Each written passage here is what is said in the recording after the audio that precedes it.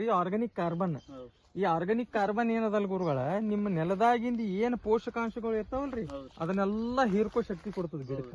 ಆಮೇಲೆ ಈ ನೆಲದ ಮಣ್ಣಿನ ಏನದಲ್ರಿ ಮಣ್ಣಿನ ಶಕ್ತಿ ಹೆಚ್ಚು ಮಾಡಿಸ್ತದ. ಕಾರ್ಬನ್ ಜಾಸ್ತಿ ಮಾಡ್ತದ. ಹಾಯ್ಕೆ ಏನ್ ಕೊಟ್ಟಲ್ರಿ ಅದು ಪೊಟ್ಯಾಶ್ ಅಂಶ ಜಾಸ್ತಿ ಇರ್ತದ್ರಿ, ಅದ್ರ ಮೈಕ್ರೋನ್ಯೂಟ್ರಿಯೆಂಟ್ ಅದ. ನಿಮ್ ಕಲರ್ ಸೈಜು ಇದು ಆಗಿದ್ದಕ್ಕೆ ಅದಕ್ಕೆ ಚೇಂಜಸ್ ಅನಿಸ್ತದ. ಅದಕ್ಕೆ ನೀವ್ ಹೇಳ್ಬೇಕು ನನಗೆ ಏನ್ ಚೇಂಜಸ್ ಆಗ್ಯದ. ಏನ್ ಚೇಂಜಸ್ ಅಂದ್ರಿ ಸರ್, ಈಗ ಅದು ಹೊಡೆದ್ ಬಳಕ್ರಿ ಹಾ ರೀ ಕಲರ್ ಚೇಂಜ್ ಆಗ್ಯದ್ರಿ, ಮಿನ್ಸ್ ಬಂದದ್ರಿ ಕಾಯಿ. ಓಕೆ, ಕಾಯಿ ಮಿನ್ಸ್ ಬಂದದ್ರಿ.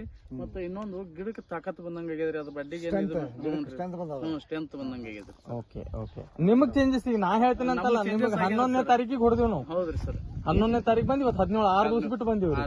ಇನ್ನೂ ಚೇಂಜಸ್ ಆಗ್ತದ್ರಿ. ನಾ ಇಟ್ಟಿನ್ರಿ ಸರ್, ಅದು ಬಾಟ್ಲ್ ತಗೋರ್ಬೇಕೈತ್ಲ ಅದಾರಿ ಸರ್ ತರ್ಸಲ್ಲ.